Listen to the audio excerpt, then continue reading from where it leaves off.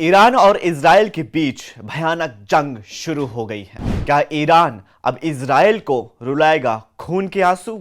Supreme leader Ali Khamenei की Israel को ललकार।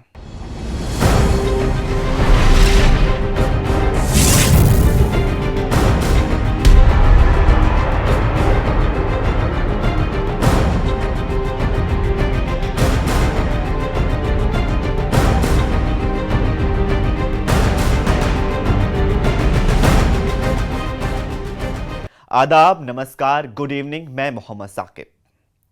इजराइल के हमले के बाद ईरान ने इजराइल पर ताबड़तोड़ मिसाइलें बरसाई हैं।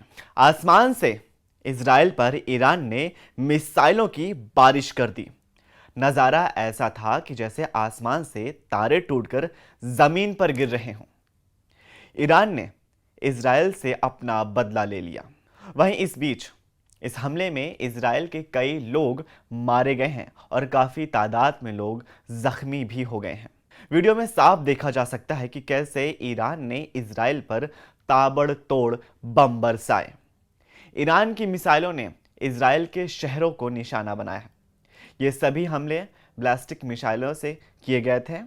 6 मिसाइलें राजधानी तेल अवीव में गिरी और ईरान ने दावा किया है कि मिसाइल इजरायली रक्षा मंत्रालय पर भी गिरी। हालांकि अभी तक इजराइल ने इसकी तस्दीक नहीं की है। इजरायली पीएम बेंजामिन नेतन्याहू को महफूज ठिकानों पर शिफ्ट कर दिया गया है।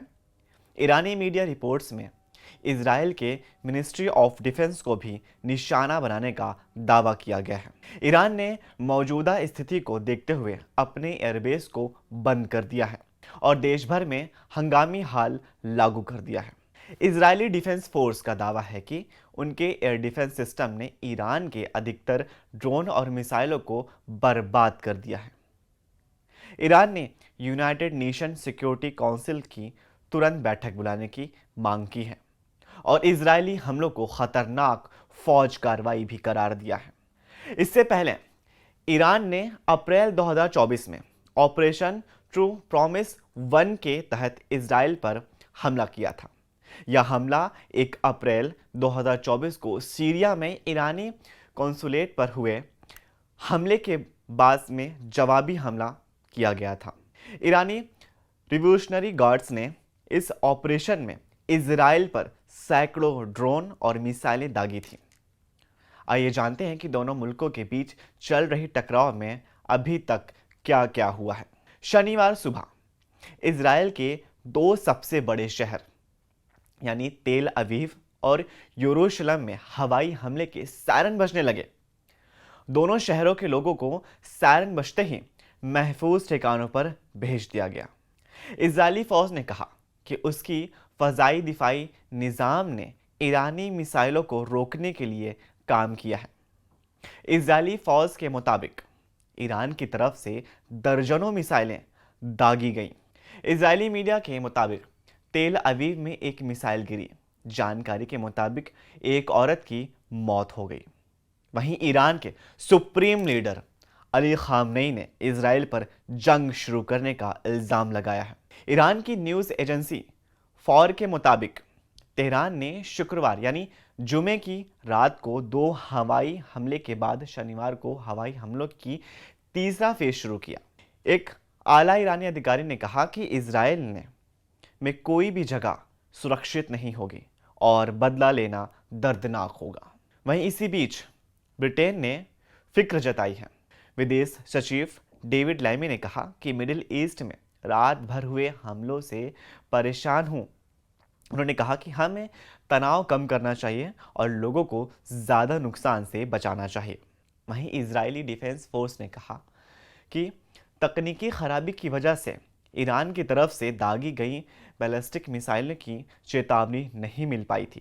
इजरायली डिफेंस फोर्स यानी IDF मिलिट्री रेडियो के मुताबिक ईरान ने इजराइल पर लगभग 100 मिसाइलें दागी, जिसके बाद इजराइल ने देश के आवाम को तुरंत बंकरों में जाने के आदेश दे दिए। ईरान की तरफ से हमलों को देखते हुए पूरे इजराइल में रेड अलर्ट जारी कर दिया गया आईडीएफ ने कहा कि ईरान की तरफ से इजराइल के हर हिस्से को निशाना बनाने की कोशिश की जा रही थी। दूसरी तरफ बात करें, ईरान पर हुए सबसे बड़े हमले के बाद अरब देशों में एकजुटता हो गई है। सऊदी अरब, जी हां, सऊदी अरब ने ईरान को भाई बताते हुए इजराइल से बदला लेने का ऐलान किया है। संयुक्त अरब अमीरात, कतर, तुर्की जैसे ताकतवर मुल्कों ने इजराइल के खिलाफ मोर्चा खोल दिया है। इजराइल को अकेला पड़ता देख अमेरिका ऑपरेशन राइजिंग लॉयन को लेकर बैकफुट पर नजर आ रहा है। इसी बीच जब इजराइल ने ईरान पर हमला किया, उसके बाद नेतन्याहू ने पीएम मोदी से बात की। पीएम मोदी ने एक्स पर पोस्ट कर इसकी जानकारी दी। पीएम मोदी ने कहा कि नेतन्याहू ने मुझे हालात की जानकारी दी है। इसके साथ ही शांति बहाली पर भी बात हुई है। साथ ही इजराइल और ईरान के मुद्दे पर ईरान के विदेश मंत्री ने एस जयशंकर से भी बात की। दोनों के बीच इजराइल ईरान तनाव को लेकर बातचीत हुई है। ईरान और इजराइल के बीच में आने वाला वक्त और भी अहम माना जा रहा है। ईरान के राष्ट्रपति मसूद पेजेश्कियान ने कहा है कि ईरान अब खामोश नहीं बैठेगा और अब इजराइल बहुत ज्यादा पछताएगा। البته ملت ایران و مسئولان کشور در برابر این جنایت سکوت نخواهند کرد و پاسخ مشروع و قدرتمند جمهوری اسلامی ایران دشمن را از اقدام احمقانه خود پشیمان خواهد کرد. البته ملت ایران و مسئولان کشور در برابر این جنایت سکوت نخواهند کرد و پاسخ مشروع و قدرتمند جمهوری اسلامی ایران دشمن را از اقدام احمقانه خود पशीमान ख्वाहत किया। वहीं इजराइल के हमले में ईरान में 104 लोगों की मौत की खबर है, जिसमें काफ़ी तादाद में लोग घायल हैं। इजराइल की फौज ने तेहरान में अली खामनेई के घर के पास भी हमला किया था और ईरान के राष्ट्रपति के कार्यालय को भी निशाना बनाया गया था। इजराइल की सेना का दावा है कि उसने ईरान में 200 से ज़्यादा ठिकानों पर हमले किए थे। ईरान पर इजरायली हमले के खिलाफ भारत में कई जगह लोगों ने प्रदर्शन किया और गुस्सा भी दिखाया। इस गुस्से का असर करगिल में देखने को मिला। करगिल में IKMT ने हमले के विरोध में प्रदर्शन किया और इजराइल के खिलाफ काफ़ी नारेबाजी की और इजराइल के खिलाफ सख्त से सख्त हमले और कार्रवाई की मांग की है। करगिल के IKMT यानी कि इमाम खुमैनी मेमोरियल ट्रस्ट की अगुवाई में भारी संख्या में लोग सड़कों पर उतरे। वो अपने मनहूस मकासद को हासिल करने के लिए कोई इंसानसूस उस चीज़ से बाहर आकर आज ख्वाब के आलम में तेहरान के कुछ जगहों पर उन्होंने अपना जंगी जराइम जो बैनुल-अक़वामी क़वानीन के ख़िलाफ़ थे, जो हुकूक़ इंसानी के ख़िलाफ़ थे, अमेरिका की हिमायत से उसने आज ईरान की सरज़मीन पर जारहियत अंजाम दिया, जिसमें हमारे जमहूरी इस्लामी ईरान के chief of army staff general Bagheri साहब और सिपाही पासदारान के